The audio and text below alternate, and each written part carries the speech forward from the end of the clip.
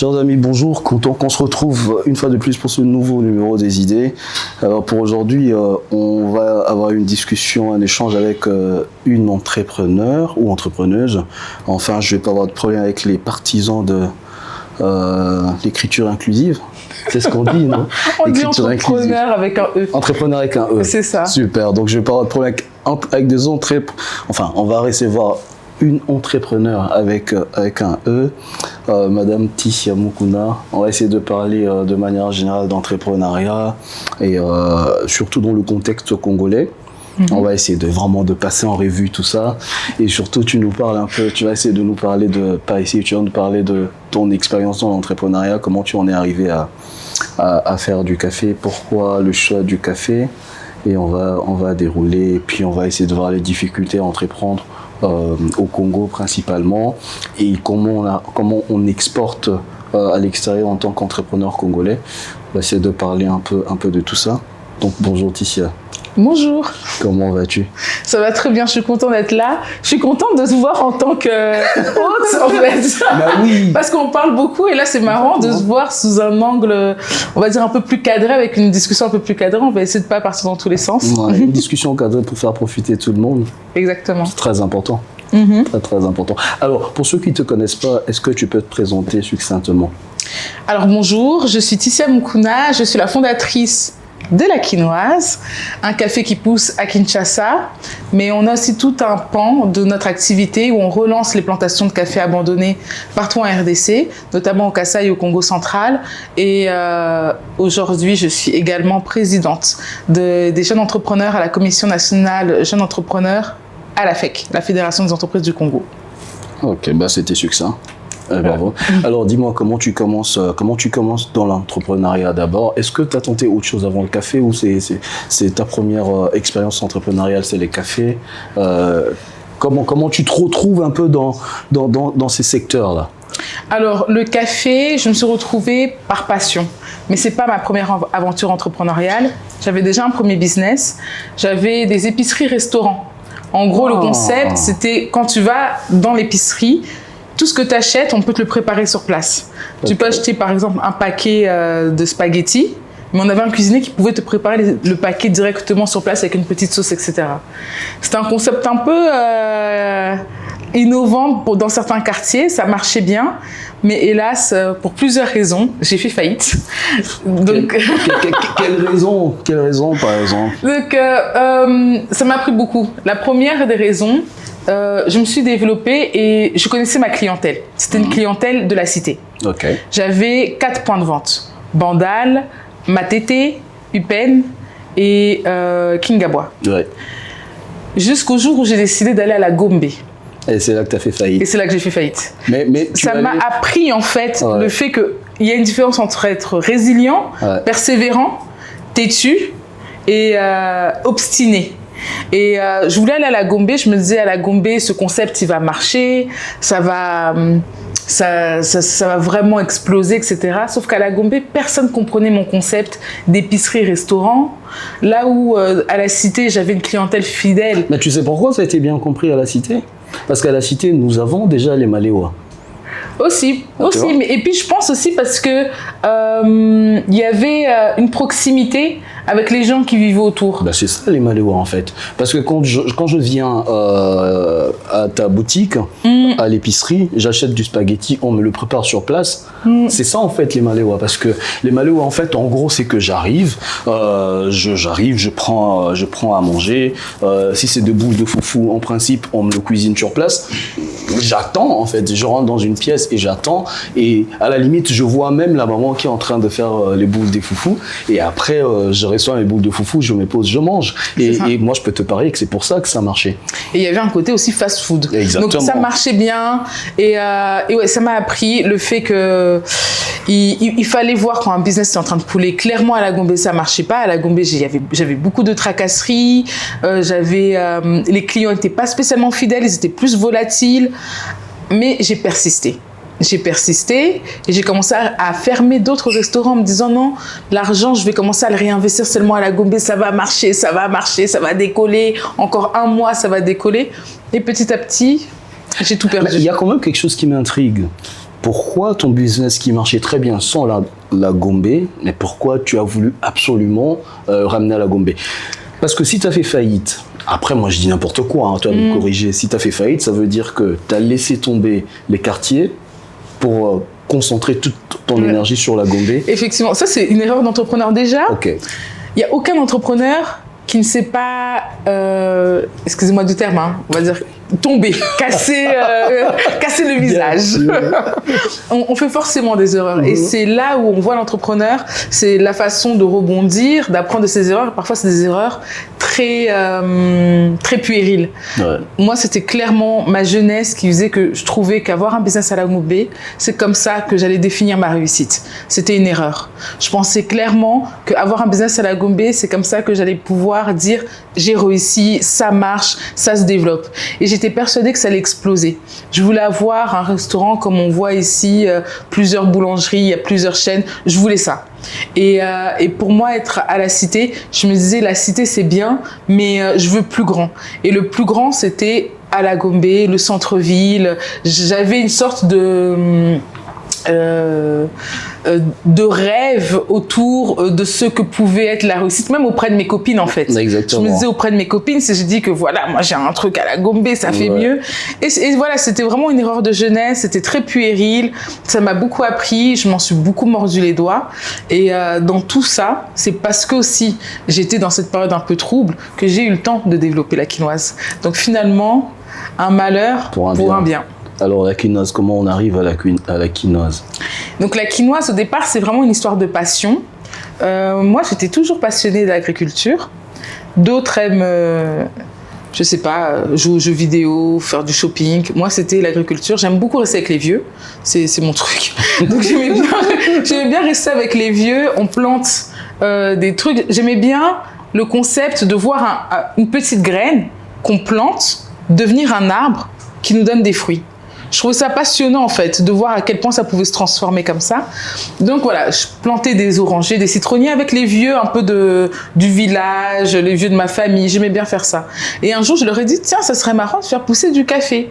Parce que j'apprends que le café est un arbre, qu'un cafetier peut avoir des fleurs. Je me dis, mais ça serait génial de voir ça. Et là, la réaction, tout le monde me dit, c'est mort, ça pousse pas, c'est impossible.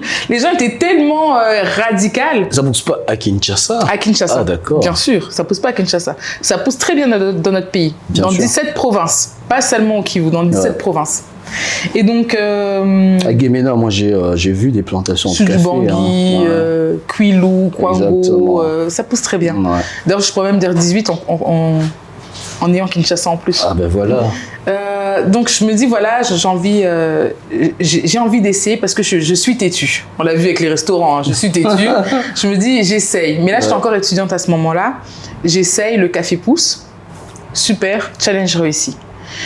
Pendant que je fais faillite avec mes histoires de restaurant, en même temps, j'ai un ami qui me dit, mais tu sais, pour te relever, moi j'ai une idée. Tu vois ton café qui pousse là, je connais des Turcs et des Libanais qui peuvent acheter ton café. Je dis, tiens, c'est bien, mais après, à la fin, la marque, ce sera une marque turque ou libanaise, ça sera mélangé avec un café d'Éthiopie, du Kenya. On va perdre cette originalité que c'est un café qui pousse à Kinshasa. Et c'est comme ça que je me suis dit, non, il faut que je fasse une marque pour montrer à travers cette marque que le café pousse à Kinshasa, pour montrer l'originalité. C'est pour ça que ça s'appelle la quinoise, en référence à la plantation qui est à Kinshasa. Et c'est comme ça que l'aventure est partie. Donc le café a commencé, tu as commencé à faire pousser du café à Kinshasa et finalement tu trouves l'identité de ton café, donc tu l'appelles la quinoise. Et les difficultés que tu rencontres, parce qu'il y en a forcément, les difficultés qu'on rencontre en tant qu'entrepreneur entre le moment où on décide vraiment de se lancer dans l'aventure et le moment de la commercialisation et tout ça, de la production. Enfin, comment ça se passe? Parce qu'il me semble que à Kinshasa, quand tu décides de commencer à faire pousser ton café, t'as pas directement les machines pour les transformer, t'as pas forcément tout ce qu'il faut pour l'empaquetage et tout ça. Et enfin, comment tu gères tout, tu vois, toute cette ligne-là, comment tu gères? Ça a pris du temps. Je pense que quand j'ai commencé la quinoise, je savais que j'allais reprendre à zéro mon parcours. Je savais que j'allais me relancer dans une aventure entrepreneuriale, donc j'avais accepté le fait que les choses allaient prendre du temps. Quand on a commencé, c'était très artisanal. J'ai formalisé la quinoise en 2018, mais j'ai vendu mon premier paquet en 2020, 2 ans plus tard. Okay. L'usine est arrivée en 2021, 3 ans plus tard. Donc tout ça a pris du temps et c'est très bien. Et du coup, les difficultés pour moi, c'était plus voir comment débloquer le prochain niveau, comment passer de artisanal à industriel, comment avoir les bonnes ressources humaines, les bonnes personnes autour de moi. J'ai eu des voleurs, j'ai eu des menteurs. Donc, tout ça, il fallait me débarrasser de cette mafia pour mettre vraiment les bonnes personnes. Comment je peux avoir des clients à l'international. Donc, pour moi, c'était même pas des difficultés, c'était des défis. Et il fallait aller petit à petit. Les vraies difficultés, pour moi, c'est vraiment tout ce qui est infrastructurel. C'est très difficile de faire du business dans un contexte de marasme économique, dans un contexte qui tue parfois les initiatives entrepreneuriales à cause des lourdeurs administratives, à cause des tracasseries. C'est très difficile de vouloir parler business. Par exemple, là, je trouve ce média, c'est incroyable qu'on puisse parler entrepreneuriat parce qu'en général, quand on allume la télé, c'est la politique et les distractions. C'est quoi la distraction? C'est des scandales, des trucs, enfin... C'est pas la musique? Non, c'est pas la musique. Non, la musique, pour moi, c'est la culture. Ah ouais. La musique, pour moi, c'est la culture. À toi. Non. Tu parles à un mélomane. Non. Pour moi, la musique est essentielle. C'est la culture. Quand je dis distraction, c'est on va emmener les caméras à la fin d'une boîte de nuit pour montrer qu'un tel est sorti avec... pour moi, ça, c'est une distraction. Exactement. Ouais. Ça et la politique, c'est pas des distractions, mais il y en a trop. Tout le monde parle de politique sans forcément avoir un titre, d'ailleurs. Tout le monde passe à la télé pour parler de politique. C'est lourd. Et quand on est entrepreneur et qu'on voit qu'on est dans un milieu où on ne pousse pas les gens à être entrepreneurs, c'est compliqué. Il y a des choses qui sont en train de se faire. Le projet Transform qui arrive, c'est bien. Mais on n'est quand même pas un pays où il y a des millionnaires entrepreneurs. Oui. Mais attends, quelque part... Alors, ça c'est vraiment ce que moi je pense. Moi je pense que on ne peut pas dissocier entrepreneur et le monde politique ou les milieux politiques. Tu vois ce que je veux dire? C'est-à-dire que un État, un pays où les entrepreneurs arrivent à prospérer, arrivent à réussir, c'est parce que d'un côté, la politique, justement, organise cette réussite des entrepreneurs. Donc, est-ce que les entrepreneurs devraient se détacher vraiment de tout ce qui est politique? À mon avis, non. Je ne sais pas toi ce que tu en penses. Alors, quand on parle de ce lien, pour moi, je vois la FEC. La Fédération des entreprises du Congo est un syndicat pour les entreprises, pour justement défendre les intérêts des entreprises. C'est une ASBEL, non? C'est quoi la forme juridique de la FEC? Je pense que c'est une ASBEL. Enfin, c'est une association. Oui, voilà, c'est un syndicat. Des entrepreneurs. C'est un syndicat. Ouais. Et ça vient défendre les intérêts des entreprises, notamment sur le plan politique. Maintenant, politique, entrepreneuriat, oui, effectivement, ça peut être lié parce que, comme tu l'as dit, les politiques mettre le cadre nécessaire pour les entrepreneurs pour qu'ils puissent se développer. Moi, j'aime bien cette image où l'entrepreneur, c'est comme un joueur de foot. C'est qui le meilleur joueur de foot en ce moment? C'est qui le meilleur joueur de foot? C'est qui? Messi? Messi. Disons Messi.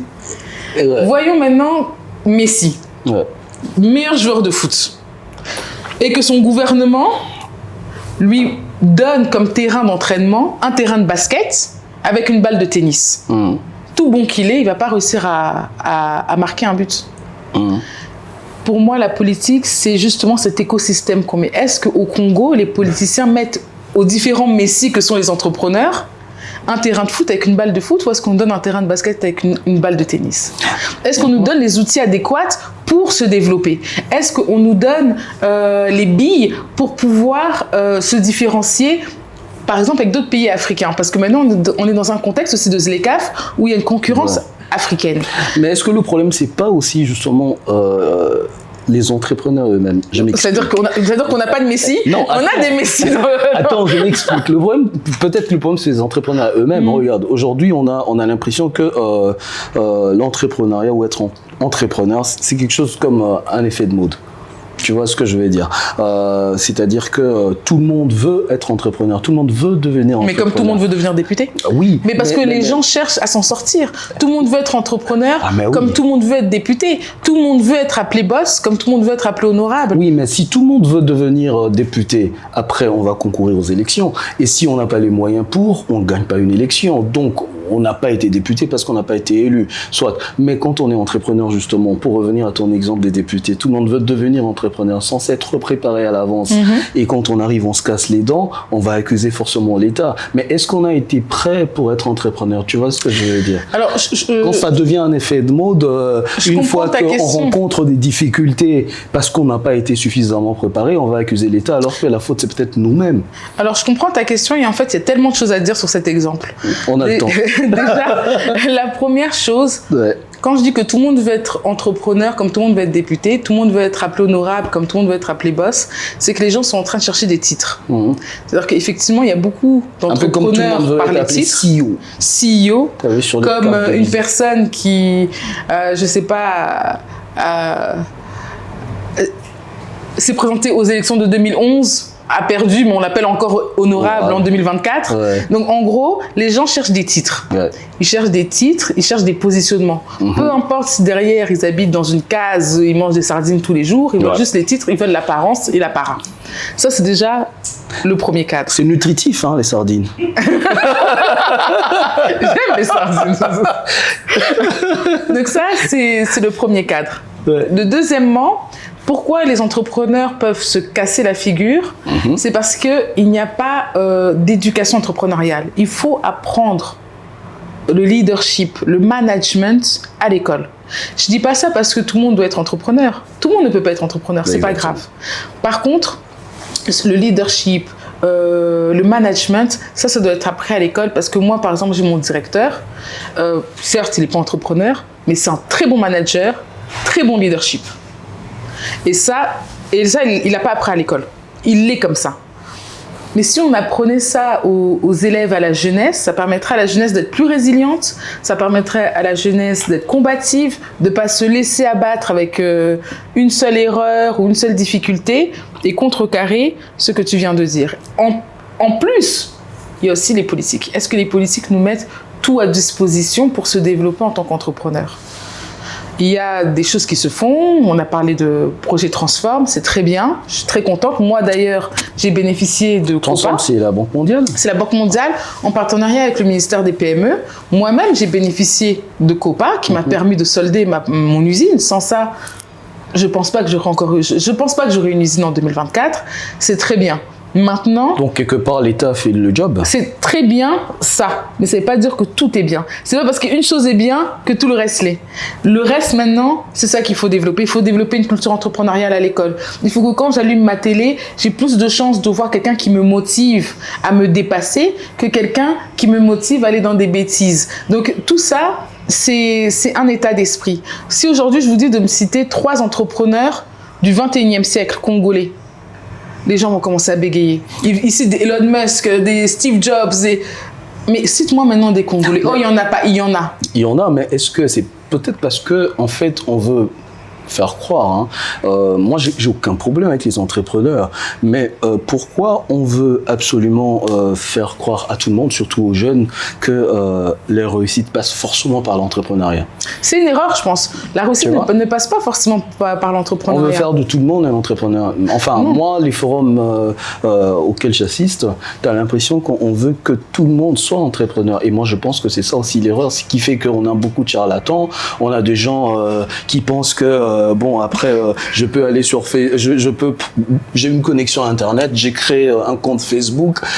Désormais, j'essaie de trouver un capital de $200-300. J'achète des trucs en Chine, ça arrive, je revends et tout ça. Donc, je suis entrepreneur, ça va, je peux m'en sortir et tout ça. Et après, quand on fait faillite, on dit que voilà, l'entrepreneuriat, ça marche pas au Congo. Non, c'est un raccourci. C'est un raccourci. C'est une minorité des personnes qui font ça. La plupart sont des gens qui se battent, qui essaient de mettre en place des nouveaux systèmes qui ont un impact social et économique. C'est ça qu'il faut mettre en avant. Après, moi, je suis pour que tout le monde ait une éducation entrepreneuriale, sans forcément qu'il y ait que des entrepreneurs. Il faut avoir cette éducation entrepreneuriale pour même sa propre vie, en fait, pour sa propre combativité en tant qu'être humain. Ouais. Mais l'entrepreneuriat, c'est le langage. Et j'irais même plus loin, on voit la différence de l'entrepreneur francophone et anglophone. Donc l'entrepreneuriat, même si le mot est galvaudé aujourd'hui, c'est surtout une histoire d'état d'esprit. On ne peut pas commencer à critiquer l'entrepreneuriat qui est un moyen pour beaucoup de jeunes de devenir indépendants économiquement. Effectivement, il y a des travers, mais le but, c'est quand même l'autonomie économique. Pourquoi maintenant on veut cette autonomie économique? Parce que l'État a failli sur le fait de créer de l'emploi. Non, mais pas que. Ah, tu ne contredis pas, non? Attends, si, je te contredis quelque part. Je te pose une question. Est-ce que tu ne penses pas que l'entrepreneuriat, le fait d'en parler, l'incitation à être entrepreneur, tout le monde doit être entrepreneur, quelque part, c'est une question que je te pose, hein. Tu trouves pas que c'est un peu comme si on faisait une campagne à l'individualisme? Parce qu'au fond, qu'est-ce qu'on dit aux gens? On dit, si tu es entrepreneur, ça veut dire que ce que tu vises, en fait, c'est une réussite personnelle quelque part. Le message derrière l'entrepreneuriat, c'est j'ai réussi. Là, et c'est pas que, attends, je termine, et c'est pas qu'au Congo, en fait, c'est en général, l'entrepreneuriat en général. Exemple, lorsqu'on va faire, entre guillemets, la louange aux entrepreneurs, tu as parlé de Elon Musk tout à l'heure, tu as parlé de Steve Jobs, généralement on ne dit jamais le nombre d'emplois qu'ils ont créés. Généralement on dit, ah, c'est un entrepreneur qui a réussi, c'est quelqu'un qui a réussi, tu vois. Et l'éloge qui va suivre derrière, en fait, on va te raconter comment il a commencé dans son garage, et ce qui est quand même pour te dire vraiment que oui, tu vas rebondir, je sais que ça bouillonne, tu vas rebondir, mais et ce qui est quand même assez frappant dans tout ça, et tu vas voir, c'est que lorsqu'on va te raconter la success story d'un entrepreneur, qu'il soit américain, qu'il soit français, Xavier Niel et tout ça, toujours on te raconte Louis qui a réussi, on te raconte jamais tous les financiers autour de lui qui ont mis de l'argent pour qu'ils réussissent, on te raconte jamais, et ça c'est mon côté un peu, j'allais dire communiste, qui parle, on te parle jamais des ouvriers. Alors, un entrepreneur qui réussit, il y a des gens qui travaillent à l'usine de cette entreprise-là pour qu'ils réussissent. Alors, il y a beaucoup de choses dans ce que tu as dit. Déjà, la première... Qui ne sont toutes pas fausses. Elles sont toutes pas fausses, mais quand on parle d'entrepreneurs, de Steve Jobs, etc., on parle surtout de leur innovation derrière. Ouais. L'innovation du iPhone, du smartphone, etc. Maintenant, moi, j'ai pas toujours été entrepreneur. J'ai aussi été salarié. Quand j'ai eu mon diplôme, un de mes premiers jobs, c'est de travailler chez Microsoft. Ouais. Quand je travaillais chez Microsoft, en France, quand on a reçu Bill Gates, c'était quelque chose, même nous en tant qu'employés. Parce que grâce à ce type, j'avais un emploi. Grâce à ce type, je mettais de la nourriture sur ma table. Oui, mais ça, c'est toi, employé de Microsoft. Mais grâce à quelle image ça renvoie au reste mais grâce à son innovation. Et j'étais contente de travailler et dans sa société, même s'il était même plus CEO, mais surtout faire partie de cette aventure qu'il avait lancée. Je savais que si aujourd'hui Microsoft en France fonctionnait, c'est aussi un peu grâce à toutes les personnes qui étaient dans cette entreprise et donc grâce à moi. Même si j'étais pas non plus la directrice, j'étais chef de produit, mais je faisais mon petit travail, j'étais contente de faire partie de cette aventure. Maintenant, mais ça, c'est presque normal, en tant qu'employé. Mais non, ça, c'est normal. Donc, c'est normal aussi qu'on parle de la personne qui a créé cette innovation et qui a pu créer ces emplois. C'est tout à fait normal que si demain, on parle de ton émission, on va parler de toi parce que grâce à toi, toutes ces personnes derrière la caméra sont ici présentes. Mais ça, c'est la conséquence de la société capitaliste. Mais monsieur Serge, il faut pas m'interrompre. Moi aussi, j'ai bouillonné. Allez-y, madame. Donc, c'est normal qu'on parle de la personne qui a pu rendre les choses possibles. Maintenant, on réussit jamais seul. Ouais. On ne réussit jamais seul, ça c'est vrai.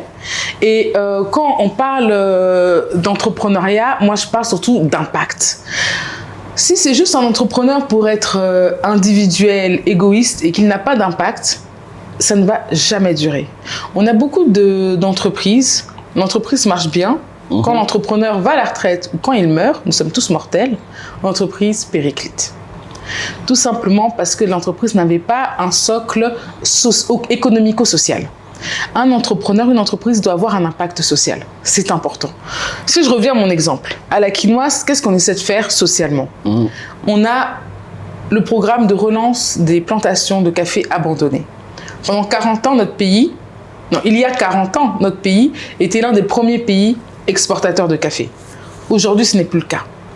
Si vous allez dans certaines régions, comme à Miabi, vous parlez à quelqu'un qui a 60 ans, il le sait. Parce que quand il avait 20 ans, sûrement son village vivait par le café. Aujourd'hui, il en a 60, il voit comment son village a été délaissé, etc. On va reparler de politique, délaissé parce qu'il n'y a pas d'investissement dans ce secteur, délaissé parce qu'il n'y a pas de politique agricole claire, je n'ai pas peur de le dire, délaissé parce qu'on ne réinvestit pas dans des institutions comme l'ONAPAC, qui est pourtant une institution qui fonctionne avec des gens très bien à l'intérieur et pourtant on n'investit pas dedans. Et je soutiens que l'ONAPAC est une très bonne institution, moi qui ai beaucoup à faire avec eux. Maintenant, on a ce programme-là, on a aussi le programme Un chariot, un boulot, qui permet aux jeunes d'être indépendants économiquement avec leur chariot. Un chariot représente un boulot. Parce qu'on a cet impact social-là, vous allez voir que même si on parle de la quinoise et qu'on pense à Tissia, toutes les personnes qui travaillent dans la quinoise portent aussi la société. Et ils ne souffrent pas du fait qu'on parle de Tissia parce que pour eux, ils portent la société et quand ils portent la société, ils n'ont pas besoin des caméras et des lumières. Ça, pour moi, ça, c'est du folklore. Le plus important, c'est l'impact que l'on crée. Donc dire que les entrepreneurs sont égoïstes parce qu'on parle que d'eux, c'est du folklore. Le plus important, c'est l'impact que cela génère, l'impact économico-social. Pour moi, c'est le plus important. Parce que là, ce que les entrepreneurs font, être acteurs économiques, c'est ils relancent le développement et la croissance de notre pays.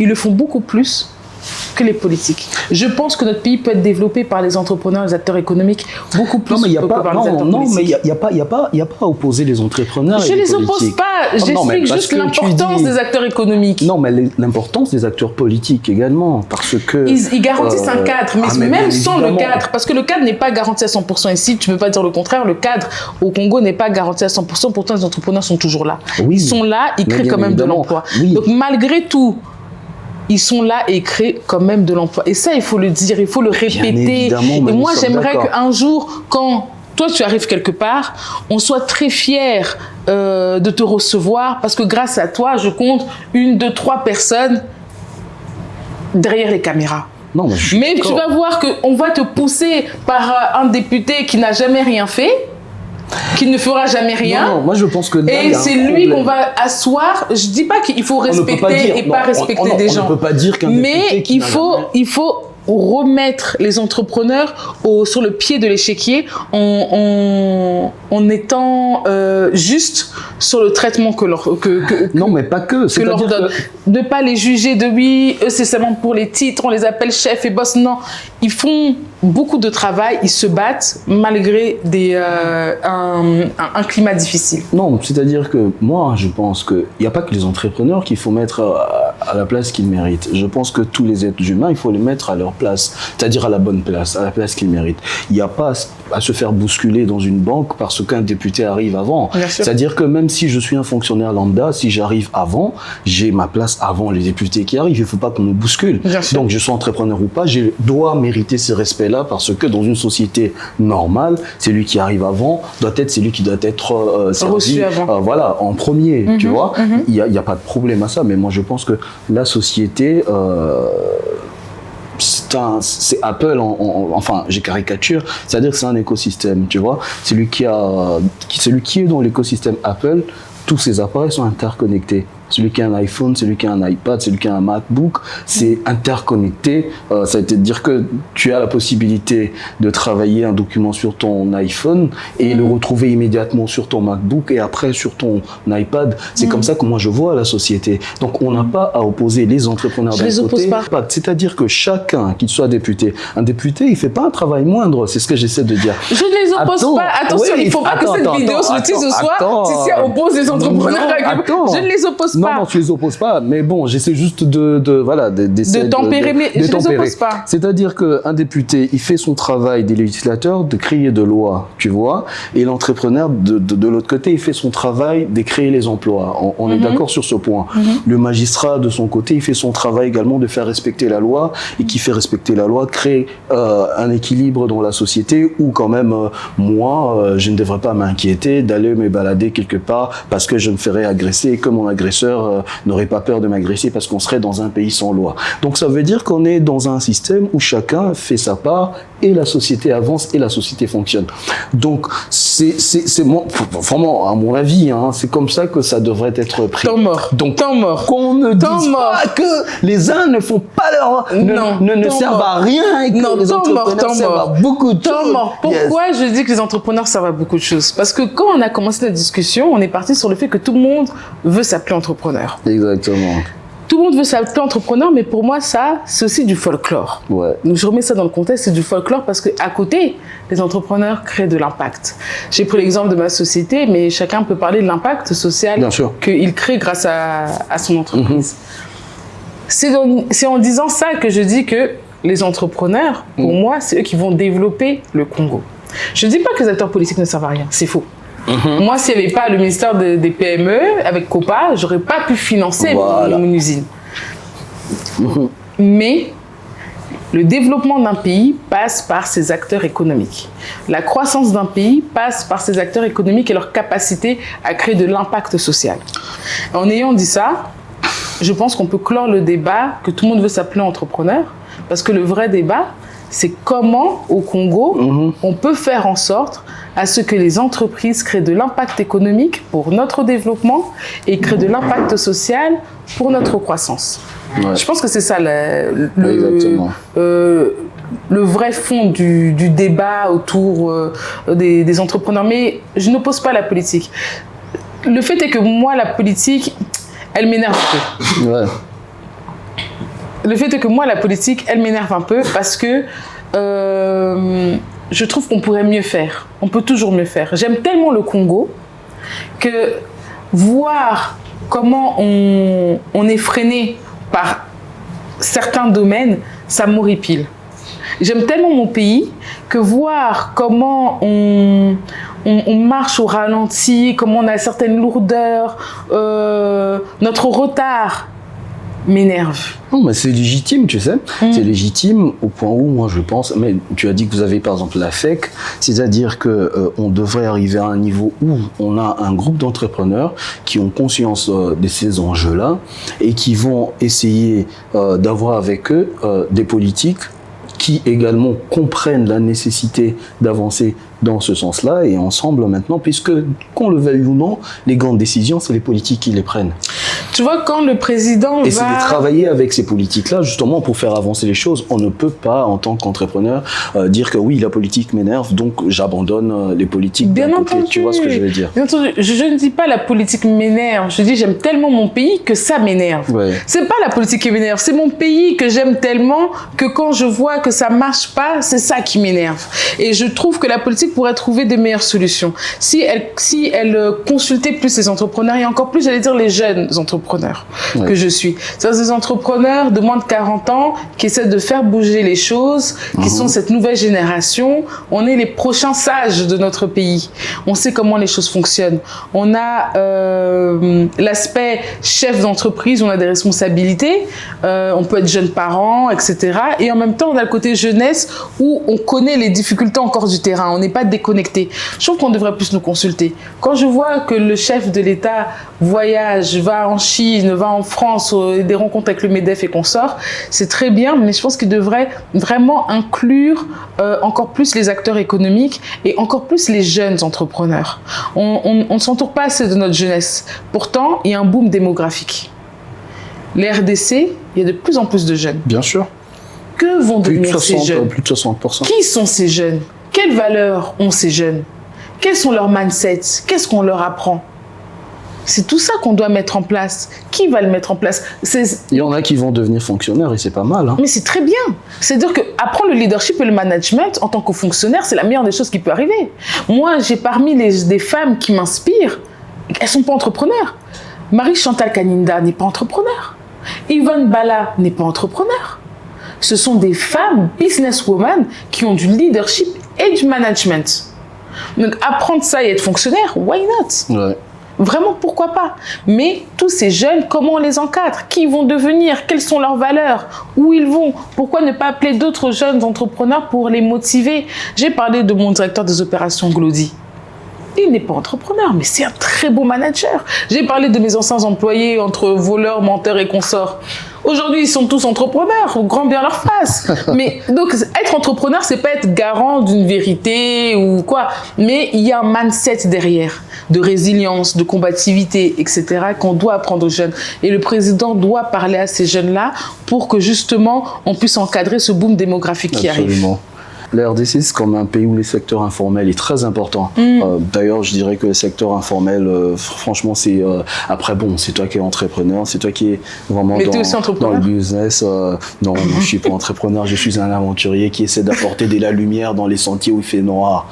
Tu vois, je suis un porteur de torche. Ah bon? Non, voilà, je porte juste la torche pour éclairer les chemins. Mais c'est une belle façon de dire que tu es entrepreneur. Alors, comment toi tu vois ces secteurs informels-là? Est-ce que quelque part tu ne trouves pas que ceux qui sont dans l'informel sont quelque part aussi des entrepreneurs? Bien sûr. Il y a de très grands entrepreneurs qui sont informels, mais il faut se demander pourquoi ils sont informels. Ouais. Pourquoi ils sont informels? Souvent parce qu'il y a une tracasserie de l'État qui fait peur. Ils se disent, si je me formalise, on va me tomber dessus, on va multiplier les taxes et impôts. En RDC, il y a plus de 10 000 taxes qui existent. Ouais. Imaginez. Un pays qui n'a pas encore fait son développement, 10 000 taxes. Ouais. Et puis, imaginez maintenant cet entrepreneur qui doit payer une taxe, je ne sais pas, environnement, mais on voit l'état de la salubrité du pays. Ouais. Et je me mettrais même juste de la capitale. Ouais. Donc, tout ça fait peur, il y a une espèce d'injustice. Ils se disent, OK, on va se formaliser, mais on va être taxé. Taxé pour quelle finalité, etc. Donc, cette informalité, il faut voir ça aussi comme une gronde des acteurs économiques. Certaines personnes créent même beaucoup d'emplois. Je connais des mamans qui emploient d'autres mamans du marché. Ouais. Autour d'elles, elles ont créé des cercles vertueux incroyables. Elles ont une centaine de mamans. Sans elles, il y a tout un pan de l'économie qui s'écroule. Sans elles, il y a plus d'une centaine de familles qui n'ont plus de quoi vivre à travers ces mamans. Et pourtant, elles sont informelles. Exactement. Pourquoi ? Et c'est ce pourquoi-là qu'il faut aller chercher, c'est ce pourquoi-là qu'il faut aller résoudre. Donc, on n'arrive pas à rassurer ce genre de profil, c'est qu'on a échoué de notre développement économique et notre développement des entrepreneurs. Mais comment on arrive parce que quelque part l'État justement pour grandir, pour se développer, l'État vit des recettes fiscales justement, tu vois, l'État vit des recettes fiscales. Mais les gens ne sont pas aveugles. Excuse-moi Serge, les gens ne sont pas aveugles. Ça veut dire que les gens vont voir l'État vit des recettes fiscales. Mais qu'est-ce qu'on fait avec cette recette fiscale? Ma route est toujours délabrée. Insalubrité totale, je peux trébucher sur une seringue, l'école de mes enfants, les murs sont toujours en lambeaux, les bancs, il y a des échardes partout, mais en face, les recettes fiscales, on voit qu'un tel a une nouvelle palissade, que l'autre a pu construire un immeuble alors que ça fait que 5 mois qu'il est en fonction. Les gens font leurs calculs. Pourquoi je vais cotiser pour enrichir autrui, mais moi je continue à vivre dans un marasme économique total. Tant qu'on n'a pas réglé cette répartition des richesses, tant qu'on n'a pas réglé cette injustice criante que l'on peut voir, on va avoir du mal à dire aux gens formalisez-vous et payez. Ils vont dire on va payer pour quelle finalité? Pourquoi?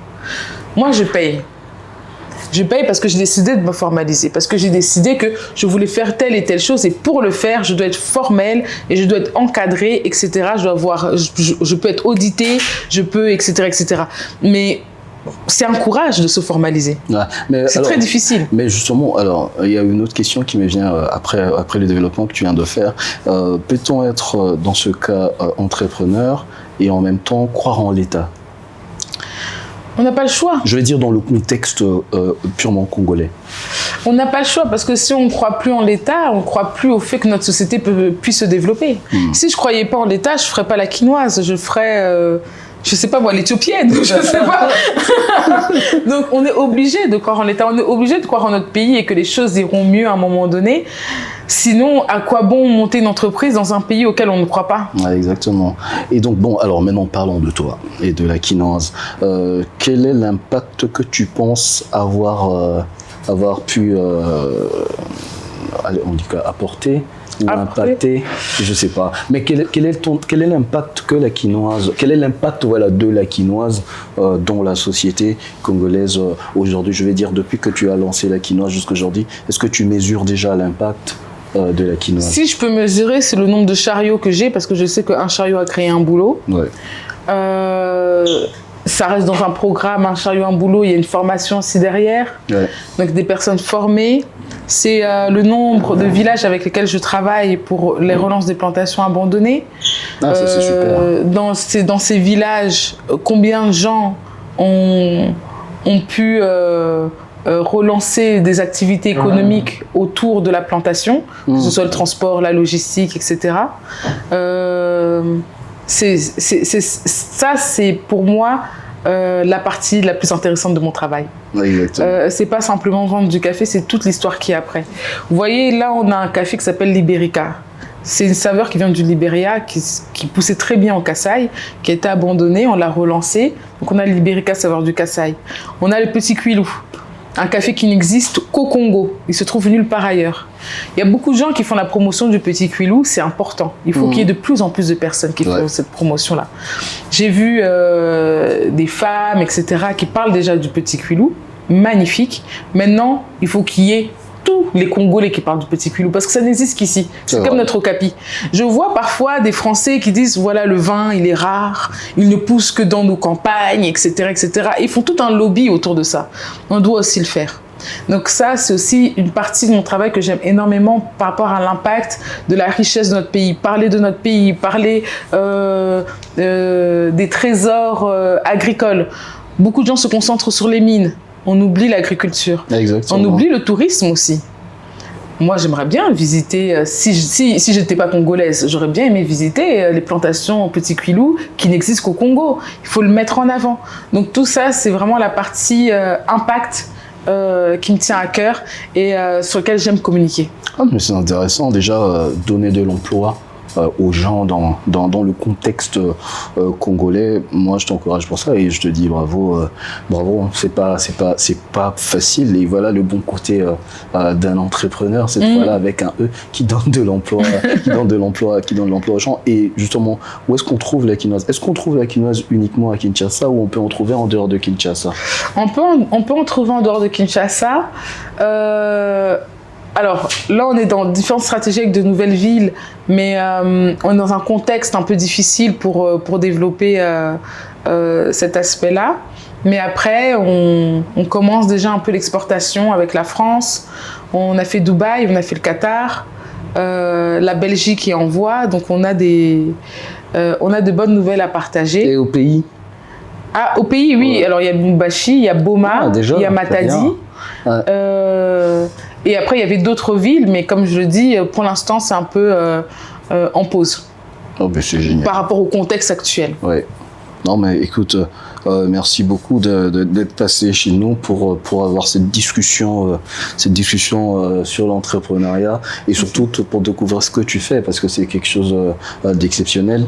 Au moins, on a une CEO qui n'est pas une CEO que de réseaux sociaux. Mais pourquoi tu dis ça? Et qui est entrepreneur vraiment, qui impacte. Mais il y a vraiment des grands entrepreneurs. Il y a vraiment des gens qui font vraiment des choses incroyables. Non, mais le truc, c'est qu'il ne faudrait pas que les fanfarons puissent, avec leur mauvaise image de fanfarons, impacter sur la bonne image des autres, tu vois, de ceux qui font réellement du boulot, ceux qui donnent réellement du travail aux gens, ceux qui font réellement de l'entrepreneuriat, qui à la fois contribuent au PIB du pays, qui donnent de l'emploi aux gens, qui sortent des familles de la galère, comme ce que tu es en train de faire avec les chariots et tout ça. Et c'est important qu'on donne de plus en plus de la parole et de la visibilité à ceux qui font réellement du travail qui impacte réellement sur les vies des gens que des fanfarons qui n'ont que de cartes de visite et de pages Facebook. Tu vois, c'est important.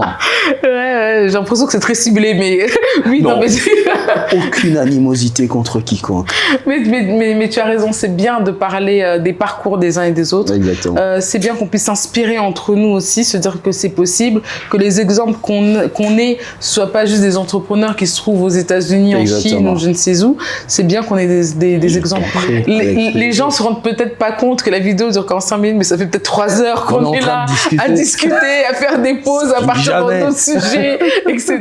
Mais c'était très agréable. Et bravo à l'équipe derrière les caméras. C'est des jeunes gens. Hein. Des jeunes gens très bien et on a bien débattu. Le plus âgé d'eux n'a même pas 25 ans. Tu te rends compte? Je suis vieux quand je le regarde. Ça donne un coup de vieux un peu. Ouais. Ça donne un coup de vieux. Non, je prends de l'âge. Moi, je reste toujours jeune. Non, le plus important, c'est ce qu'il y a là dans le mental. Exactement. Ouais. Et ce qui est intéressant, c'est justement ce passage entre jeune entrepreneur, jeune chef d'entreprise à chef d'entreprise, tout simplement. Exactement. Non, mais tu vois ce que tu viens de dire, le passage à jeune chef d'entreprise, à chef d'entreprise, tout simplement. Dernièrement, je parlais avec Siméon, qui a écrit son bouquin Quête d'essence, et ça fait partie de trucs que je lui avais dit, parce que derrière la couverture de son bouquin, on a écrit jeune écrivain. J'ai dit, mais pourquoi on écrit jeune écrivain? Parce que maintenant, c'est vrai que tu es rangé, entre guillemets, dans la catégorie des jeunes, mais les bouquins sont éternels, tu vois. Bah, imagine que dans 50 ans, quelqu'un veuille lire Quête d'essence. Mais ça lui donne une temporalité.